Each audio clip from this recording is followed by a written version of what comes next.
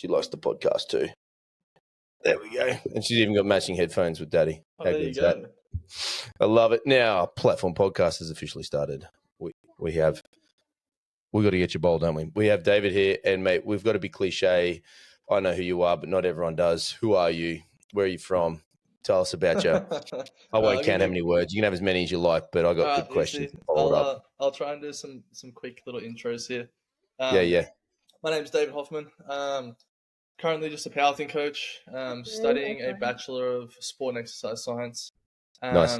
I've been coaching for, I think, 6 years now. Started in group training like 2016 maybe? Group training, classic. Yeah. So that was my little foot in the door. Are we talking boot camp group training, or what are we talking? I worked at an F45 studio. Yeah, you did. That was my first intro, and then from there, moved into powerlifting, and then I worked between a powerlifting gym and a Snap Fitness, and then ditched the Snap Fitness and went full ball down the powerlifting. A true apprenticeship, for lack of a better word. Yeah. Which I think I see a lot of like great coaches or people I follow that I think are good anyway, that have similar stories to that have like, cut their teeth in a gen pop kind of environment and just worked with a lot of people and just honed their craft. I think it's great. And then that's landed them, whether it's powerlifting coaching specifically or some other more specific thing, but you've got your chance to learn what it is you want to do and practice some stuff, right? Yeah, make all the mistakes in the beginning that you're inevitably going to make. Yep. The other one I like to giggle about is learn who I don't want to coach.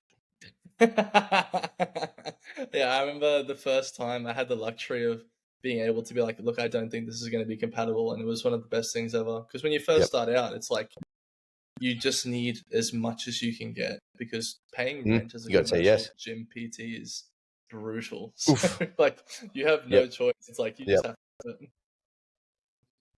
Yeah, you've got to do it, don't you? I mean, I think I cut my teeth. I was lucky to be in a private training studio, but it was Gen Pop. But I did group fitness like all good coaches back in the day. In fact, there was corporate money floating around back then. Like corporates would pay you to go out there and good money, look after their people. But I remember my last group session and I had the shits with the group. Like I was a month of having enough of these people who didn't want to be there. And I was like, all right, guys, we've got big on today.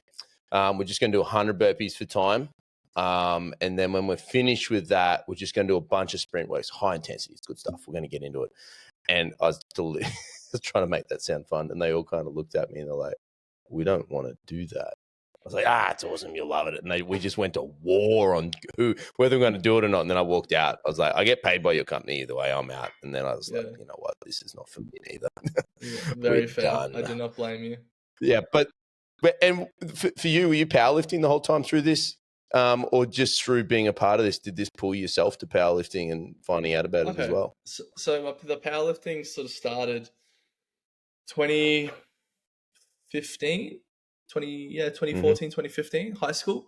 I started off watching, oh man, I've literally just blanked on his name. 5x5, strong lifts, hip drive, Mark Ripperto. There we go. Yeah, classic. Yeah. So that was my bread and butter, was starting off with starting strength, doing 5x5 on literally every movement in the gym, lifting terribly. Big hinky squats. Yes, terribly good. So. Because I was trying to get good for rugby, right? So it was all just like get stronger, get bigger, play better rugby. That was the goal at the time. And then I got so many rugby injuries that I just stopped playing. And then I replaced all of that with just more lifting. So then I started doing more 5-3-1 and any other random powerlifting program I could get my hands onto. And then I like how they all have fives in it. Yeah, everyone loves it. Fives, mandatory, bread and butter.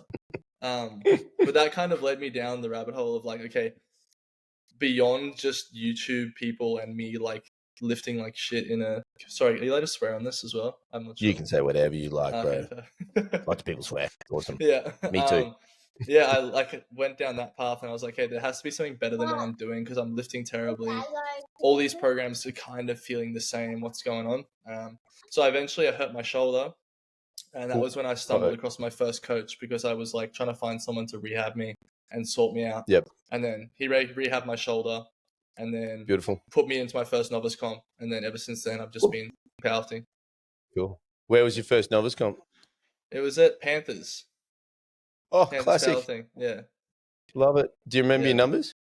Oh man, maybe 165 squat, Yep. 122 bench, and Lovely. maybe like 170 deadlift or something like that. I literally can't remember, but that sounds about right. Yeah, it was pretty gross. Very, very. And you just would have had your mind blown then, just like, hang on a minute, this thing's good. I loved it, man. I loved it so much. Yep. The biggest memory I have from that day is when I did my first squat. I walked off the platform and I literally like blacked out basically, where I had to ask my coach, like, hey, did I get that? Because I have no recollection from when I unracked the barbell to walking off. So I was like, did I even squat that? What's going on here? But yeah, got that. And then after that, I was just hooked, man. I did like 3 comps that year. Just kept cranking them out.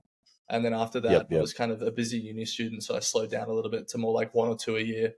And then, I've been doing that ever since. And that pathway to study in uni, was that brought on by exposure to powerlifting and strength training, and you were like, I want to know more about this? I changed degrees because of it, yeah. So originally I was I started off in economics, which I hated. I don't know why I did that. I moved to education for a year. And I knew that education wasn't for me. So then I deferred. And I was like, okay. But you're teaching people now, you realize. Yes, exactly right. I guess more like traditional education. Yeah, so I deferred for a bit and said, okay, I need to figure out what I'm doing before I just waste more time and money at uni. And then stumbled across this and was like, oh man, yeah, I love this. This is me. So jumped into that. Rad. That's good, bro. And then nowadays, working out promotion, the machine that space is, and big part of that brand. Those guys, that what's the team like now? How many people coaching, working out of there? So like out of the whole group, 4 exercise physiologists, and then we've got I want to say 8 or 9 coaches. I think I'd have to count, but that sounds about right. Yeah. So it's a big team now. Yeah, that's unreal. When did you start with Kelly and that? So I've been a client since 2019. That was when I first met those guys, and then I started working there, I think 2021. Yeah, nice. Around I like there. that. It was like around how does that work? Does Kelly give you the tap on the shoulder and says, hey, I reckon you're good enough, come and join us? Yeah, I think it was Tom actually. Tom was like, hey, you ever thought about like working here, or like, would you want to work with us? And I was like, dude, yes. What do you mean? I was like, yeah, you mean absolutely. I don't have to go home? Yeah, I was like, you mean leave Snap Fitness and like work here with this? Like, yes. What do you mean? Not even a second thought about it. Straight in. So that was like often when you quit Snaps, you're like, So yeah, that was an unreal offer and a great opportunity, and haven't thought twice about it really. It's been unreal. No, and I talk about them with great respect as being the machine, but I was in a gym where Kelly used to be when it was just her and Tom back in the day. So I've seen that transition for her over the years from, subletting space out at our clubs and then eventually landing where she is now with her own thing. It is a machine now, right? Like the group of coaches you guys have up there, incredibly intelligent, and then the roster of lifters, like that's where you can see the talent because you guys know what you're doing. They wouldn't be there if you guys didn't know what you're doing. Yeah, it's been pretty crazy to see actually, and it's almost been like exponential where we were all grinding on the gym floor face-to-face sessions for what felt like forever, and then all of a sudden we started getting like a little bit of online traction, and then it just being like straight up, and Kelly's not on floor anymore, she's fully online. I'm almost pretty much fully online now as well. Run a couple of face-to-face sessions left with just a couple of like long-standing clients, but the trajectory has just been very exponential once it sort of started kicking off. You keep a couple of those face-to-face clients forever. Yeah, 100%. I love those guys. They're the best. Yep. Yeah, That's what I often think. I'm predominantly face to face. I generally enjoy that interaction, that human contact part of I like the it. coaching thing, and a growing online business. So you often have a look at the crew, and you're like, maybe this one online, this one online. And you're like, I couldn't not train that one face to face. Next thing I know, there's 30 of them. You're like, I'm still damn. How have you found that transition out of face to face to online? Have you found it? Is there any challenges you found with that? I think so. Like, there's been a couple big pros and then a couple of cons as well, like everything really. But I'd say the biggest pros has just been lifestyle. Like, I really love not having to get up at 4:30 in the morning to get to a fight. I love that so much. Not that I did many of those anyway, but even when you do the occasional 6 a.m., I'm like, oh man, that sucks. But if you're not a morning person, man, that's a hard time. I mean, I'll tell you, I'm down the road banging out at 5 a.m., but I like the morning. It's a nice time to be there. I was there this 5 a.m. Not a morning person at all, but I enjoy that side of it. So basically just the lifestyle of being more remote just gives you more freedom. So I really, really enjoy that. But then the downside of that is that I end up spending an absurd amount of time on my phone. Yeah, how's your screen time? How many hours you clocking on that thing? Oh, it's ridiculous, man. I actually have no idea. I could check for you if you want, but it would be terrible. Significant screen time. All right, let's see. Do you want just Instagram or everything? Yeah. Give me Instagram. What's your numbers? Give me some numbers. Let's have a look. All right, so. Oh, yikes. All right, what do you got? My daily average is 10 hours. 10 on Instagram, just Instagram. Oh, no, that's everything, sorry. Total phone time. Nice. Well, you're an online coach, right? My daily average is 4.5 hours. There you go. Yeah. Oh, that's rookie numbers. Yeah. You got to get more. You got to get more phone time. But I guess as an online, you're probably spending some time on that computer too, right? It's not just all tippy tap. And I've got people on WhatsApp rectangle as well. People on there as well. So it's kind of split between the two. I'll try and make the switch across to just having one platform instead of being split across two. But way too much time on my phone. And then there's also like the whole boundary side of things. So I've got a couple international clients, which basically means that there's no point of the day where I'm not getting messages from clients. So I wake up and a couple of my US lifters have messaged me, and I'm like, there you go. As soon as I wake up, bang, straight in. And then my Australian guys start training, and then it's like, okay, it's just permanently going off. But I don't know. When you love it and you enjoy it, it's not too bad. It's just having boundaries is the hard part. And I struggle with that, admittedly, because I enjoy talking to the people that I coach. So I'm like excited to open the message and be like, oh, dude, how's training? This is so 100%. And that's, I think, that's the personal side of this thing, right? And probably potentially coming from a background of personal training, for lack of a better word, that's where you cut your teeth. That's the part that you love too, right? Like, that's probably why your clients enjoy your time as well, because you have that personal side of the online space. I think watching a lot of online coaches out there and how they do stuff, potentially that can be lost. And that's something I know for myself. I'm always very robotic, right? Yeah. I'm always checking myself to make sure I'm not landing that way where it's, I'm only going to talk to you this time, and I'm only going to talk to you this time, and I'm only going to give you this much. I'm only going to give you that much. Like, for me, and it sounds you'd be the same. I enjoy that personal nature of it. And then even ensuring when talking to them, still asking those same questions that you would ask in person. How's the weekend? How's your kids? How's your family? How's your job? Like all the other stuff, not just the sets rep and how's your elbow. Yeah, correct. And the best part about that is that all that stuff is also important for lifting. Yeah. Like if you've got someone that's like incredibly stressed, not sleeping, maybe they went drinking on the weekend, it's like that's important to know for the next week of training, right? So it works out really well when you do have that side of it as well. 100%. Now, your highest accolade as a powerlifter yourself at Note, biggest comp you've ever done, best numbers? Biggest comp I've ever done was this year. I went over to Texas and did bench press only worlds. So competed there in the 93 kilo class, and that was really fun. That was an unreal experience. Benched 180 on the platform. Ooh, big boy. At 93. Let's 93. Go. So I was closing in on 2 times almost. Oof. Almost. I'm not far off. So another training run or 2 to go. Oof. Yeah, correct. What So I that was saw, I've been looking forward to talk to someone about that place because I followed it and saw content of what it looked like over there, and I saw the training hall. Oh my gosh, it was As ridiculous. extraordinary as what I saw online. Yeah, it was ridiculous. I think there was 10 combo racks out the back, and it was all just bench, right? Because it was bench only. Yeah, so it was 10 of the V2 combo racks from Alico, with all of the new Alico pads. At how much each? How much is each of those each? I want to guess between like 10 and 12,000 AUD, I think. And But 10 of the best part is that that was our warm up area. That was at the back of the competition. The actual training hall was at Alico HQ in Austin.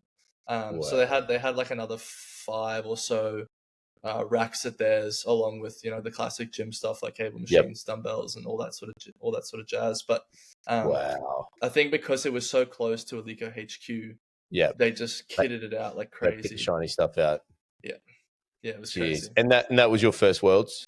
Yeah, that was my first Worlds experience. Was going over there. So I got to compete, and then I got to coach as well. So I coached a couple of the first days, and then the day before I competed, I took that off, competed, and then I coached the remaining days as well. Yeah. How do you go finding, like in a big event like that, juggling both responsibilities? Okay, so I'm a pretty crappy athlete, to put it plainly. I'm not super competitive, both in terms of my numbers and mindset. I'm not like an athlete-focused person.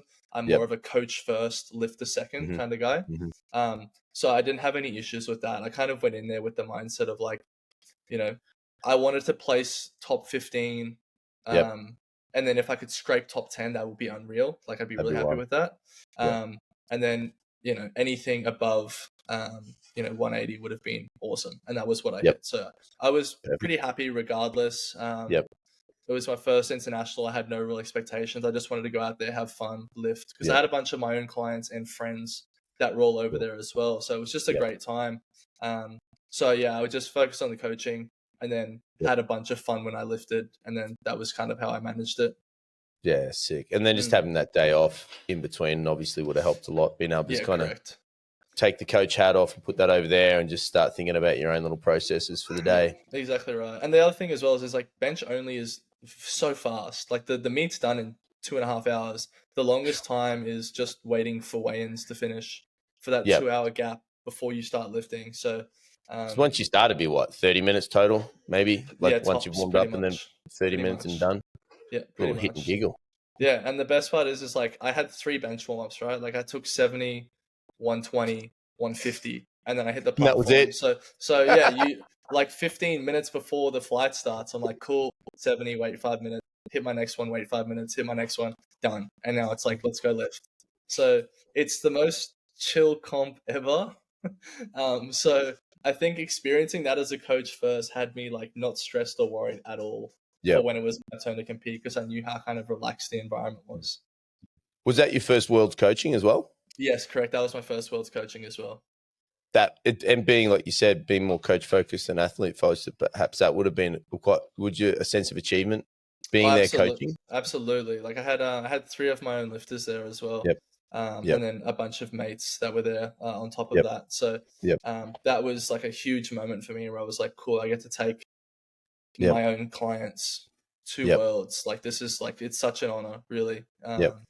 And that was the first and foremost thing for me was being able to bench there was just like a extra highlight. But I would have gone just to coach, because I had my guys going there. Yeah. And how did your crew go? Really good. I think my smallest guy, my lightweight, 66. He was, I think he benched 145. I think he came 7th overall. Wow. And then I had 2 junior lifters. So I had Tiggy in the under 84s. She came 2nd. She benched 92 from memory. And then I had Raz in the 83 juniors, and he came 2nd. He benched 185. And he came 2nd on body weight, which was very unfortunate. Oh, hit by how many grams? Not a lot. It would have been like 400 or 500, I think. It was just they had lot number, unfortunately, so they got to go after us Oh, and just load the same number. So they both loaded 185, and he hit it. So yeah, stupid lot number. it was a tough one. Yeah, we were Yeah, this close, but yeah, yeah, even then, it was like to walk away with even those was like it was crazy. It yeah, was yeah. so nice. Yeah. Yeah, at the highest level to take home some medals like that, and that would have been a cool moment to see your athlete Mm. get that little medal put around their neck, Yeah. and to know that the part that you played in it would have been incredible. Yeah, it's Um, really cool, man. and then moving from that, were you involved in the Open 3, Open Worlds as No, well? I missed that this year Yep, yep, because I was going to juniors. yeah, Um, so that was more of the focus because yep, I didn't have any open athletes of my own going to worlds, yep, but yep, I had some juniors. So yep, that's where my focus was, is like yep, going where my lifters go. yep. And you got So yeah, I sort of missed that. called up to kind of coach the team as well, yeah, kind of Mm. oversee a hell of a lot. Yeah, so got which lucky enough to, or blessed enough to get Yep, given the head coach role, which was awesome. yep. Again, Wasn't that's expecting it. in the 1 year you got to do your first worlds, coach your first worlds, and all of a sudden you're the head coach Yeah. of the team. Yeah, it was awesome. I got I got a recommendation from a Yep, couple of people that yep, were a little bit more experienced, and yep, I was over at Texas with one of them as well. So yep. I think he was more than happy to be like, yeah, I think he's capable. So Piece of guy. um, blessed with that. But yeah, Yep, that was good. To be completely honest, most of the head coach role is just like an organization part yep. of Of like course. making sure people are where they need to be at the right times, handing out Yep, information when you get it, yep. logistics stuff basically. And then He's once you organising a actually, bunch of mm. under 24-year-olds to be in the right place at the right time would have been a stressful operation. Yeah, yeah, you could say that. But once you actually get down there and you touch down, everyone's the same. There's no like Yep, hierarchy. It's like we're all yep, here to coach and yep, yep, help everyone have their best day. So once you actually land and touch down, it's yep, pretty much level playing field. There's not too much else you have to do besides put yep, out fires or you know yep.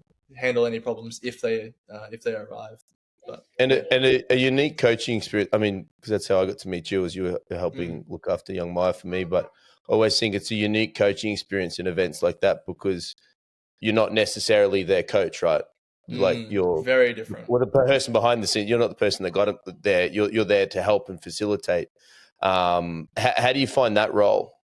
It's difficult, to be honest with Yeah, you. I think particularly difficult in the situation where we're flying, yep, 24 hours across the globe to yeah, compete in a foreign country.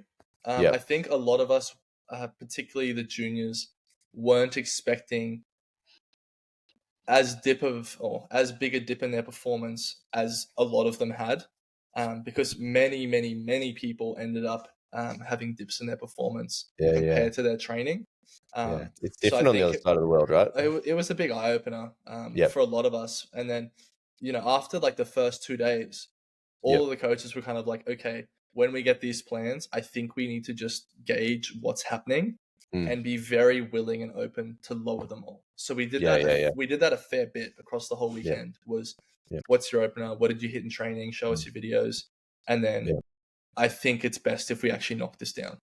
Yeah, And and we then did with that a fair bit. due respect to the lifters, being a junior, it'd be fair to say they're less experienced as well. So they're Correct. probably not as aware of what's going on for themselves in those warm-up room scenarios where, even an open lifter or a master lifter who's done it for quite a while, even if their coach isn't there, that they have enough lifting intelligence, for lack of a better word, to Mm. go, oh shit, hang on a minute, we're a bit flat and a bit off or blah, blah, blah. But the juniors perhaps not, right?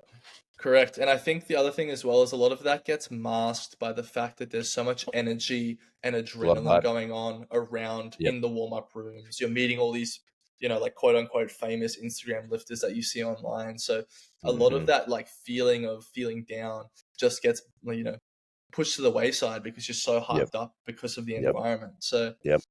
that was a big one for us there, was Yep. trying to be more intelligent with our plays. And you could see the Yep. difference between, like, for example, we had Matt Foley there who had Yep. been to Worlds the year before.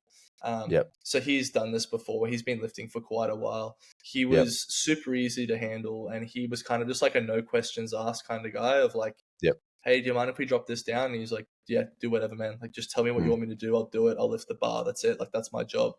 Yep.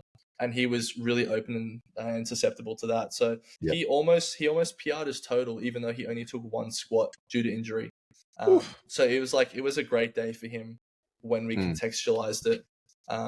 You know, fully. But yeah, that was probably the biggest thing, was just attempt selections.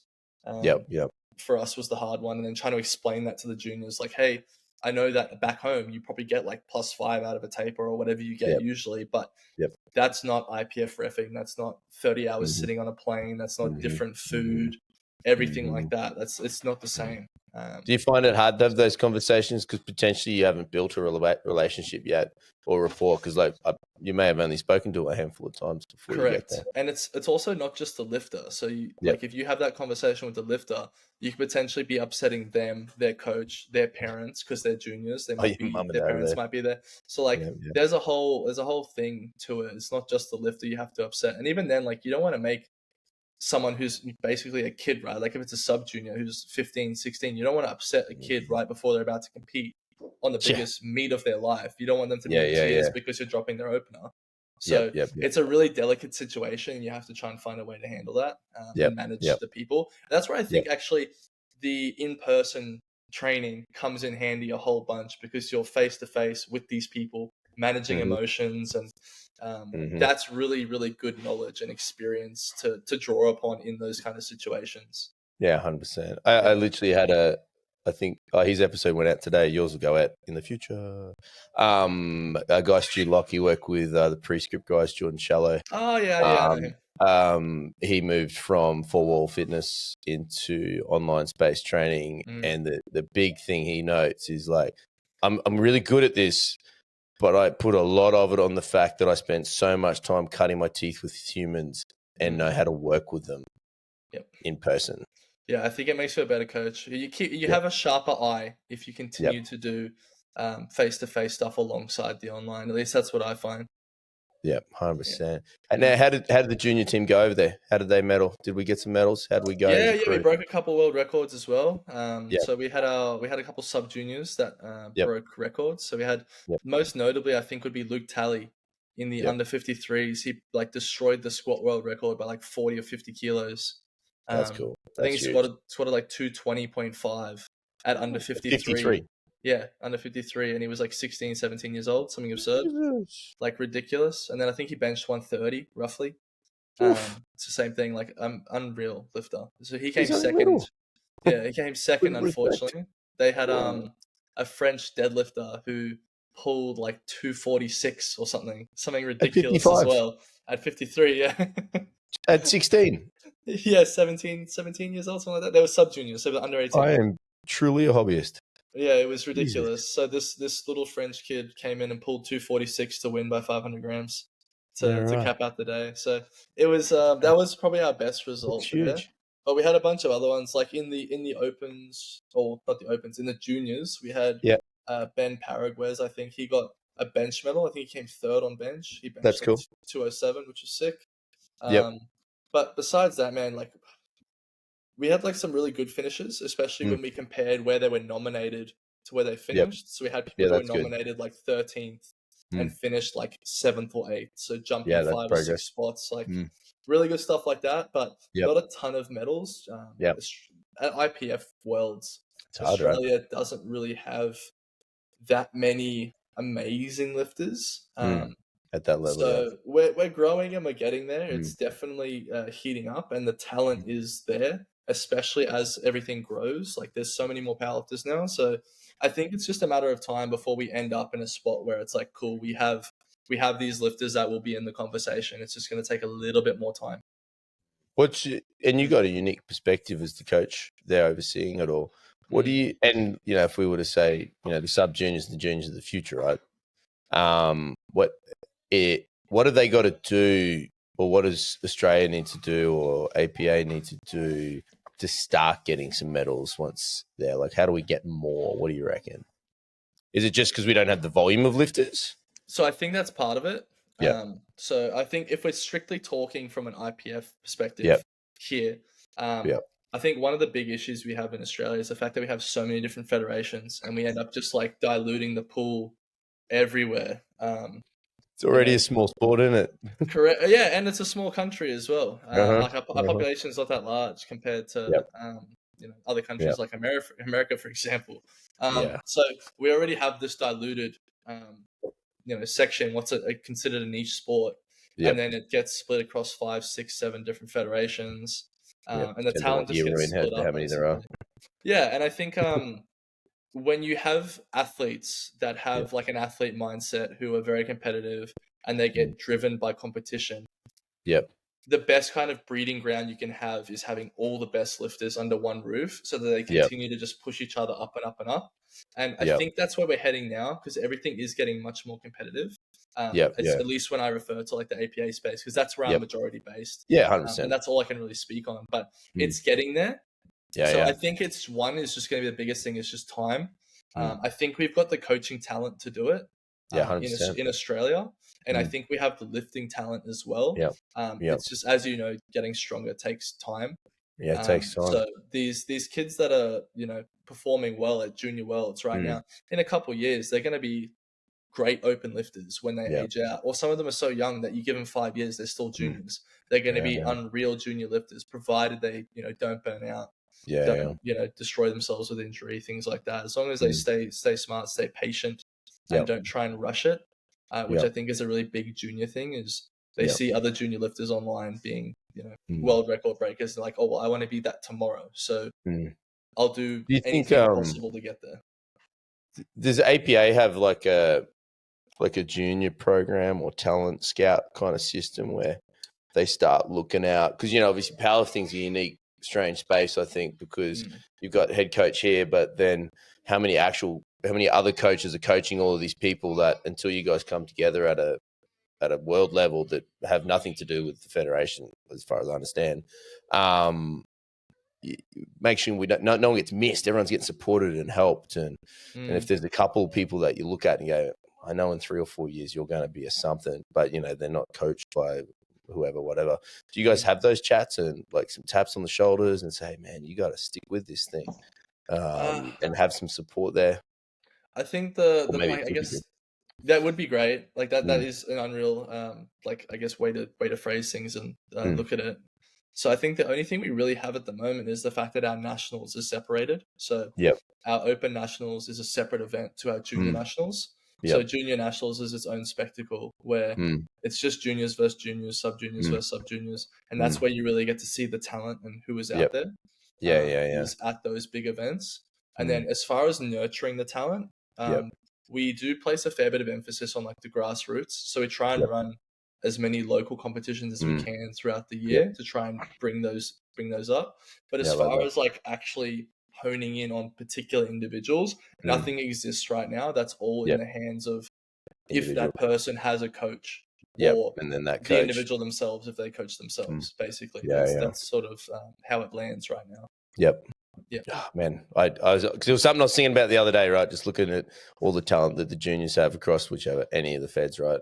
And it's like, how do we keep these people? And then I coach one, you coach one, someone else coach one, that other one coach one, but then maybe all of us know the other one over there is the best one out of all of them. But how do we get to that person and support them to make sure that they kick around and do this sport that we love? Because like you said, it takes a while to get strong. Like a while. A long time. Understatement of the year, and I talk from experience, like talking to Maya, who you looked after, who I think is reasonably strong. And I just keep saying, like, you just gotta keep doing this thing, please. If you hang around, that's it. That's just keep hanging around. Keep doing the thing, particularly, and that's the thing I think about too. Like you see this unique talent coming through at 19 and 20. Like you just got to not lose them, right? At some point, they're going to get a little bit older. They're going to get a, lack of a better word, a real job. That means they've got to work instead of studying so much. Maybe they find another sport. They get married. Whatever goes on, all those other things can start pulling them away from the sport. It'd be nice to see some support there, so we can keep all this rich talent running around. Because I'd like to see some more IPF medals. I think that'd be cool. Yeah, I think we all would. In my space, that's the goal. Is that's where we want to be. And then even just as a nation, if you're a patriotic kind of person, it's like I want Australia to do well at international competitions. Like that's a no-brainer. So the more talent we can get, the better. You reckon they got what it takes to get it to the Olympics? Me personally, this is just a me take. I don't want it in the Olympics. I think the Olympics ruins a lot of stuff. Even just looking at Olympic weightlifting, you see how many people pop for steroid use in the Olympics, and I'm like, I don't want that. I don't want people cheating to try and achieve an Olympic medal because there's so much prestige behind it. Like, keep it separate. It's good how it is right now. Like, not that many people are popping drug tests at IPF Worlds. Like, I like where it is now, and it's growing really nicely. I don't actually want it to be in the Olympics personally, but if it goes that way, cool. Like, that'll be fun too. But that's my personal take on the Olympics side of things. Because that's certainly one thing I think about. Like, if it made the Olympics, that would draw more people to it, right? Or 100%. Keep people in it. Like, that's the thing I was thinking about with that question before, was like, if you did have this Rich Jr. that came through at 15, 16, 17, and they're getting real good, and then all of a sudden you're like, all right, well, in 8 years' time, you're not going to be ready in 4, but in 8 years' time, I reckon you're ready. That would get some big buy-in. 100%. And keep people around, like, for sure. This Olympics in whatever amazing country, like, that would, and then also on top of that, the funding that the sport would get as well would be like astronomical, because we get none right now, right? So any kind of funding would be crazy. So that would be the other huge thing that would come with the Olympics if that ever happened. But that's my general take, is I don't want to see it go down the same route as because it can weightlifting. Yeah, I think that's a unique way, because I like asking that question to passionate powerlifters like yourself, and everyone just is go-to yes, right? Pretty much everyone's go-to yes, particularly in the IPF space. But I've never thought of it that way. Like, there is some changes to be considered that could happen to our much loved and great sport. And the thing to remember is that the IPF world is pretty freaking cool already, right? Yeah, I really like it. So I'm biased. I really enjoy how it is now. And not to sound like an old head who hates change, but like, if it goes that direction and that's what ends up happening, I would be like, oh man, that sucks. And it looks like APA is trying to build like a real world's culture too, right? Like, setting that up as a prestigious event that it gives you a pathway to strive to be a part of. Yeah, correct. So I think the first thing that happened to try and create that kind of culture of competitiveness was, as soon as the APA sort of formed, the qualifying totals for nationals got jumped way higher. So they got like a huge boost to be like, not everyone gets to go to nationals, which sucks, but it creates this prestige around getting to nationals. Makes the event special, right? Yeah, correct. And then it gives people a goal of like, okay, you may not be strong enough this year, but next year, this total that seems so far away, you could hit that, and then you could go to nationals. And like, that would be an unreal thing. And I think in a world where instant gratification is so readily available, it's really nice to have something like this that grounds you a little bit and goes, okay, you can't have it right now, but if you put in a little bit of work for the next 6 to 8 months, you could hit that qualifying total, get to nationals. And then once you're there, you're competing with the best in the nation. And if you're competing with the best in the nation, then you've got a chance to win and then get to the next step, which is worlds. So I like the pathway there of like creating some kind of prestige and making it feel like it is a battle to get there. And absolutely, it means something to compete at nationals. It's a prestigious event. Yeah, absolutely. And for majority lifters, they're not going to go or be good enough to make a world. So you want to have a pathway locally, nationally, to make it special for that, right? Yeah, correct. And that would be the other thing, right? Is balancing the fact that like, if you make these QTs so ridiculously high, you're going to have a nationals of 20 people, and that's not good for anyone. It's a small sport, right? Exactly right. So there's this fine balance of, we want to have this much and we want to do it this way, but it needs to be balanced in a way that it's both fair, achievable, and it achieves the outcomes that we want it to. So and promotes growth. Yeah, correct. Well. So I think we're doing a pretty decent job at the moment, just based on the fact that we're 8 months in, maybe something like that. It's going pretty well for how things are traveling right now. And then we'll make changes. Yeah, 100%. Based on feedback. I like to sit on the sidelines and watch what everyone does. I think it's been extraordinary to watch what they've done. I've seen several iterations of what happens with IPF here in Australia.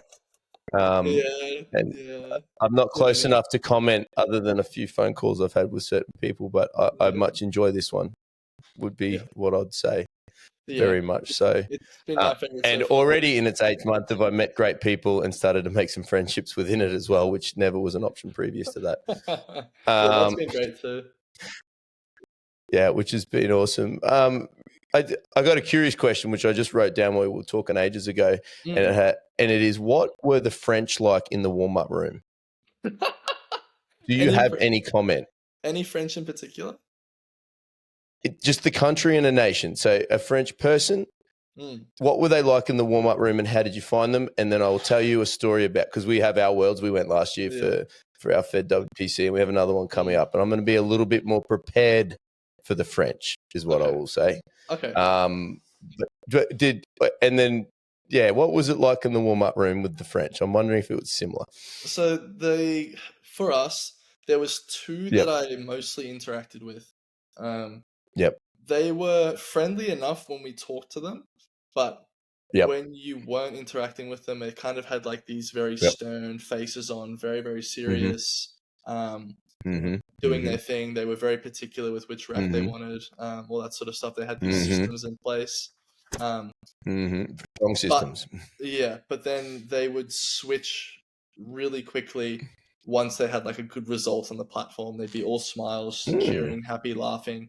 And then the minute that's finished, it's like bang, straight, cold, stone cold faces. There you go, like run it back again. They had some interesting warm-up stuff as well. Something I noted with the French was they didn't take a lot of deadlift warm-ups. Like they'd take 3 maybe with really big jumps, and they would rest a fair bit. Jesus. But that was not for every athlete. That was just for a couple. But that was pretty much the experience, generally speaking, with the French people. You had the nice version. What did you guys have? Now I'm very curious about what you had. Mate, we were day one, first Worlds ever coaching. Day one was raw lifting.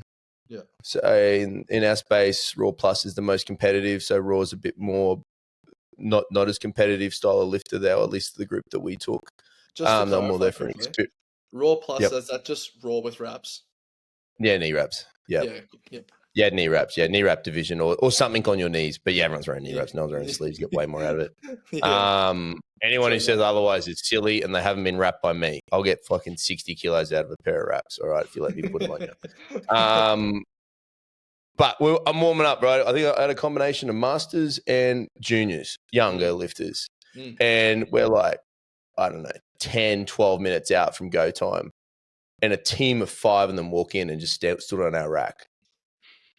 And just pushed in, like literally pushed in. And normally I'm ready for this kind of stuff, but I was kind of in the back room. I was jumping and changing between platforms, and they just pushed everyone off. Didn't matter who was wearing what. Yeah. Gone. Yeah, get out of here. Completely disrupted the warm-up room.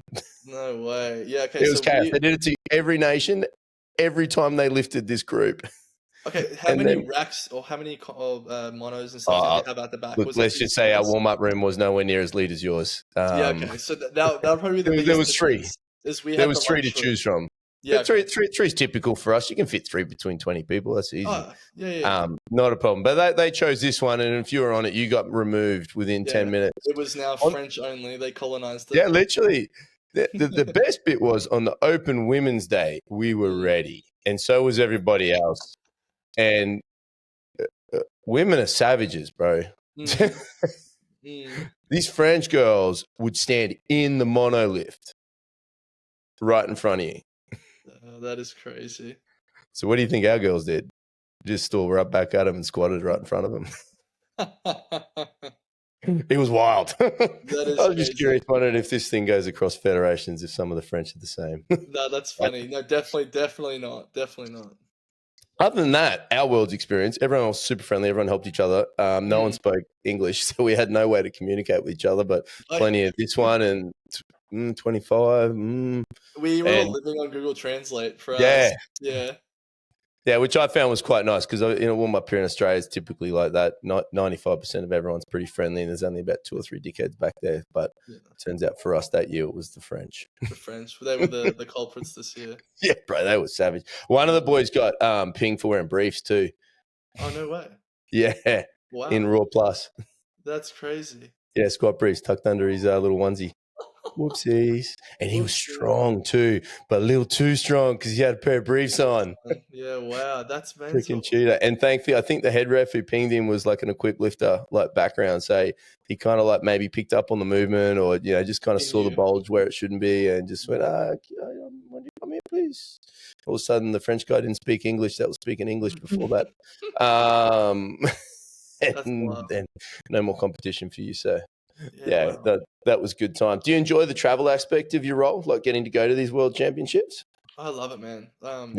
Like, I mean, not even just the world stuff. So like I said before we started recording, I'm in Newcastle at the moment just for a local comp. Like, it's my favorite thing ever because it also gives me an opportunity to just connect with online clients. So like, there's a lifter of mine from Sydney who I only ever talk to online. And then, I might see him at nationals once a year, but I've got friends in Newcastle, so I get to stay at their place. So I don't have to pay for accommodation. So like I get to come up here and, travel for, interstate comps like this. And that's the best. Like I get to catch up with friends because I've got friends all over the place. And it's just unreal. Yeah, and then the landscape of online coaching, like you said, it's so flexible in location. Like you've got your one client in person, you got your one client down there that you can see, but all the rest can be online, and you can still affect incredible change in that online world for them. And no one's going without, right? Even though you're down there. Yeah, and no one would have an idea that I'm not at home because nothing would change as soon as I get off the call. I'll check my phone and check my messages if there's anything there. I'll reply to that. About 50. Same thing same thing tonight before I go to bed. Like nothing changes. No one will have an idea that I happen to be here for this competition. So, it's seamless. I love it. Do you ever have any communication issues when you're doing online stuff or things you kind of do to work around that? Can you be more specific? Like, what do you? So, like, in person, you can pick up on the subtleties of, a body language. So if you're explaining someone to something and they're like, and they go, "Yeah, I got it," but you're like, "Man, no, you don't." Oh, yes. Okay. I think if my ultimate answer to that would just be, it's slower. So if I'm in person with someone and I have an issue that I want to fix, it can be solved in 1 minute. I just explain it. I get them to do it. If it's not right, I explain it again, maybe differently, tweak it, maybe like add something that I can see is missing, and it'll just be like, bang, there it is, done, fixed. It's just a longer process online because I'll be like, hey, can you please film at this angle for me so I can see what's going on here? And then can you please do XYZ, film it from this angle so I can see how you're doing it? And then refilm the first exercise that I want you to do from this angle so I can see if you've actually picked up on it, blah, blah, blah. Also, does that all make sense? So it's just a slower back and forth conversation that may take a little bit longer to implement instead of just like a 2-minute chat and then it's fixed. It could be over the course of 2 or 3 different sessions back and forth to get the same point across. Because a lot of the times I'll just fall back on filming myself. So I'll just set up my camera and I'll talk to the camera like it's an in-person session. Yeah, because that's easier. I can demo with my own body, like, hey, you're doing this right now. I need you to do this, whatever it is. I like that. Set up in the gym with a barbell, whatever, and just do it that way. And then that usually gets the point across. And then if not, I'm just like, okay, let's try something else. Maybe it's using a constraint where it's like, cool, now you have no option but to do what I want you to do because of this variation or whatever it is. So the amount of videos I've sent to my clients of me in my Mickey Mouse pajamas, because I do a lot of my online content at nighttime. I do it at nighttime when the family's asleep, and I'm just like, oh, they're just not fucking getting it. And I'll send them a video and I'm wearing my jammies. They'll be like, check out my jammies, team. But here's how the squat. When I say move your hips, I need you to do this, or whatever else it is, crawling around on the floor. I think that's quite fun. Yeah, I do the same thing. Mate, how do you stay sharp? Because like you're super knowledgeable, you got a great base, you got a very good understanding of this thing and what the machine is and individual people and their performance. How do you stay sharp? How do you keep the skills up to date for yourself? Okay, so we at Perform Motion, we run like a professional development session every Thursday. So nice. Thursday evenings, we all jump on a meeting at our own respective time zones and jump on together Thursday, and we'll either bring in issues or problems that we're having with our own clients, and be like, hey guys, this is my problem. this is what I think. How would you attack it? And then we just flesh it out together. And there's, Lovely. 8 different people giving you different angles and ideas and opinions on things. It's the best. It's so good. It helps you workshop through issues like so fast. And then after you hear everyone's perspectives, there's usually some kind of like, okay, we mostly agree with probably these 1 or 2 things. Start there. Let's do that and see what happens. And we'll chat about it next week once you've implemented it. Because that'd be the unique thing, right? The beautiful thing of coaching that I love is like, if you asked 8 people thoughts on something, you might get 8 answers. Correct. That may be all right. And then you've got all these different things of like, cool, I have so many options now. Yeah. I can try all these different things. And then one of them is bound to fix the issue. So we do that every Thursday, which is great. I'm currently doing a mentorship as well. So I kind of try and regularly do some kind of upskilling work. So I'm doing a mentorship with Jason Tremblay from the Strength Guys, if you know who he is. So doing that at the moment, I think we're like 4 weeks in out of a 12 or 16-week course, something like that. Because I think that's something we often can miss as a coach is like, you do really well, you get some good results from your people, whether that's at a medal standard or just, individually, everyone's getting better, right? And we just start sitting back and just resting on what we have and forget that like we kind of got to that standard because we were constantly doing something and learning something, and we stop having that quest for knowledge and looking for stuff. Yeah, complacency kills at the end of the day. That's just how it goes. Like, if you stop trying to get better, you're not going to get better. And everything's evolving. Like, the sport of powerlifting is evolving. There's more efficient ways of doing things now that, we weren't doing, 10 years ago. We were all just jamming 5x5 or whatever it was back then. So 5 sets of 10, bro. Yeah, correct. Can't go up until I get my 5 sets of 10. Then I go to my 5 sets of 8. And then when I max out my 8s, I get my 6s, my 5s. And I don't deload. Exactly. That's for pussies. Yes, just push more. But it's like you'll get left behind if you don't. That's the other thing as well. And that's like if you don't develop, you don't get better, you will get left behind because there's hungry coaches who are trying their best to get better and get stronger and do their best things. And the other thing as well is like, if you care about your athletes and you want them to do their best, you want to be the best coach you can be. And that's going to lead to you wanting to upskill and get better and not be like, I'm pretty good right now. So that's pretty good. Yeah. And then just, I like that take on it better than anything. You're actually disservicing the people who already invest in you, in your service by not upskilling. Yeah. You should care enough about them that you want to do as much as you can for them. Yeah. They care enough to trust and invest their money in you. And for your service to continue to provide it, you should be self-accountable to that in itself to do that. Right. And then I always like to think, and I play with the idea, everyone is getting smarter, like you said. So all the coaches out there need to realize there's far more coaches out there learning what you are, and that's a degree, right? Like I look at myself, I've got, and at the end of the day, if we put our paper on the table, man, I got an 8-week course at AIF 15 years ago. But back then that was good. That's what everybody had. But all the coaches entering our marketplace now are like you, who are all having degrees, all learning a degree in the space, and incredibly knowledgeable at a deeper level, right? So if you're out there in the game and you're not learning some new stuff and coming on board, mate, you are going to be left behind. Yeah, correct. It's like that. That's the bare minimum now. Is like that's what you need, and then the point of difference is the level of service, the level of care, all that other stuff that we've talked about. That's what distinguishes you then. But you need that to at least be, even in the game to start with. So. Yeah, 100%. How do you enjoy the modern world of coaching? I mean, with the online requirement of Instagram and YouTubes and social media and putting yourself out there, not just interacting behind the scenes with everyone in messages, but actually being out there and delivering content. How do you enjoy that space? It's hard, man, to be completely honest. I find doing content, like filming myself, I find that very difficult. It's much easier now because I've been doing it for so long. But even to start with, the first thing that I used to do was just write like written posts, and even that was really difficult because I didn't have the confidence to back the information that I was putting out, even if it was 100% right. Good. Like that's that whole imposter syndrome thing of, Yeah. you know, what if kind of. So it's hard, but it's definitely one of those things that it's a skill like anything else. The more you do it, the better you get at it. And that's not just the actual content itself, it's how you feel about it. So you can feel more confident with the stuff you're putting out, or you're just so confident in the fact that, you know, you're happy with being proven wrong, and that's actually a good thing. Yeah. If you have this wrong opinion or this wrong idea and someone points it out, it's like, great, cool, now I'm a better coach for it. Like, that's great.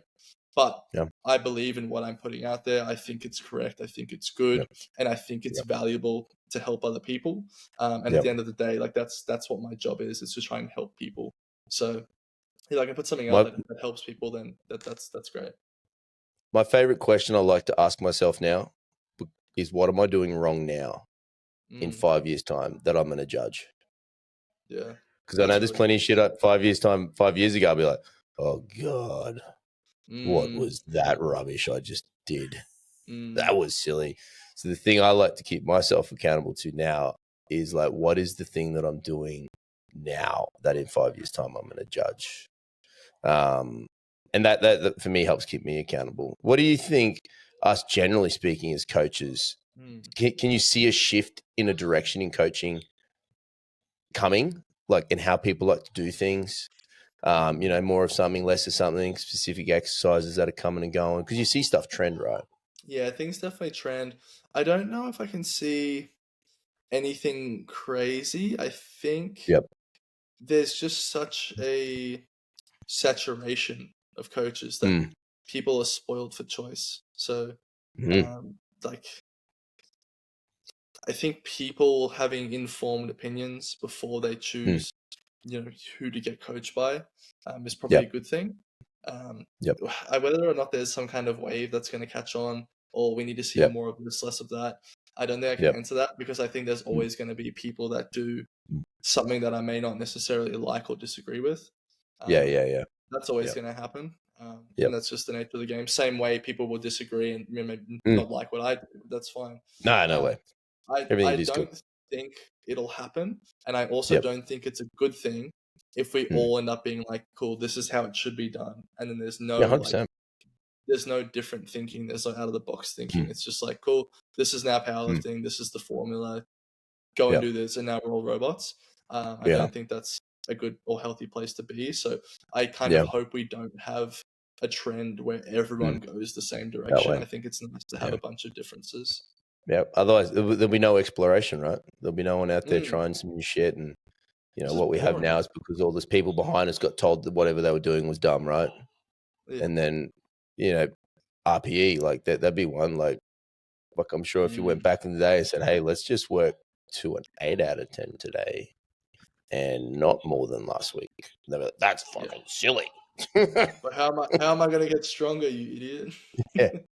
Yeah, 100%. Like, that kind of stuff. Like, if there wasn't forward thinkers willing to trial that kind of stuff, we wouldn't have this great thing that we have now. So, which is pretty good. Do you find you get, because you've been around a while now, do you find you get some up and coming coaches drop into your DMs and ask you some questions?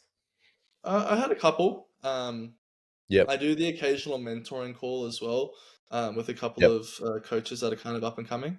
And a lot of them are just really, really keen and excited to get into it. I think there's obviously some who they don't want to, I don't know, I guess drop the ego and say like, I'm new to this and I probably need help and I'm going to get better faster if I ask for it.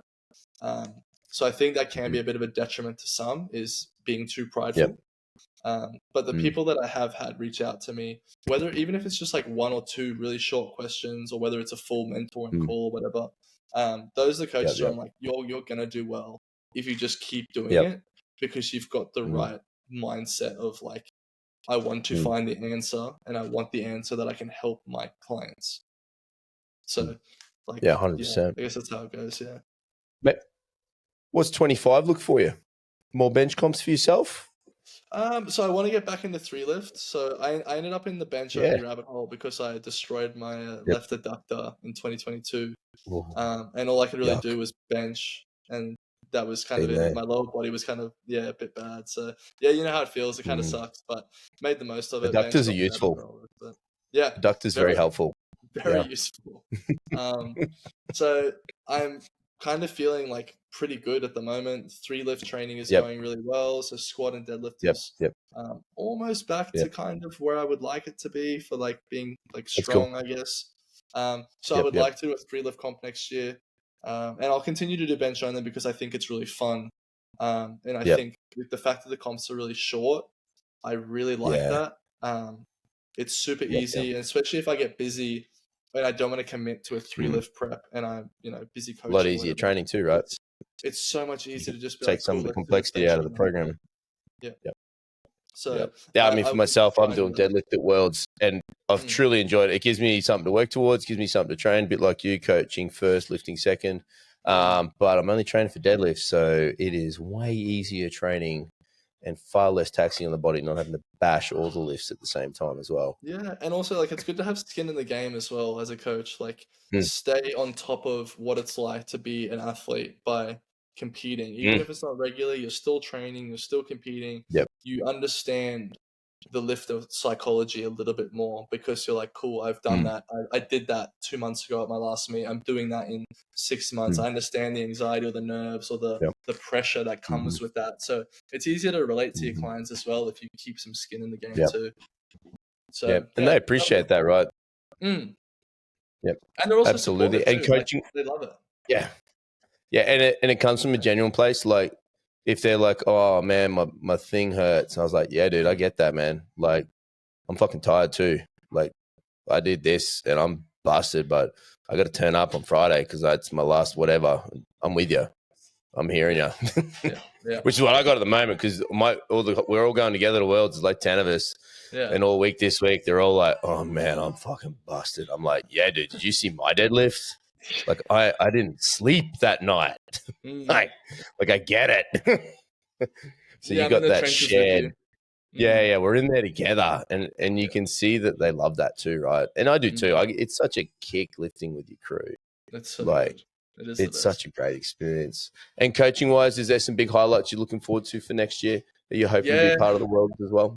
I would love to be, yeah. So I'll put my my hat in the ring again to try and get on the coaching team. It's really competitive. So got my vote, bro. Thank you, bro. I appreciate that. I appreciate that. I've got no hopes or like attachments or expectations.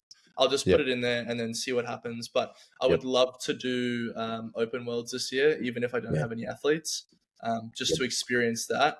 And then I'd love to do juniors again because juniors is just so much fun. And then Costa Rica? I'll have some more there. Yes. So open worlds is Germany. Chemnitz, that's probably a really gross mispronunciation, but in like Germany.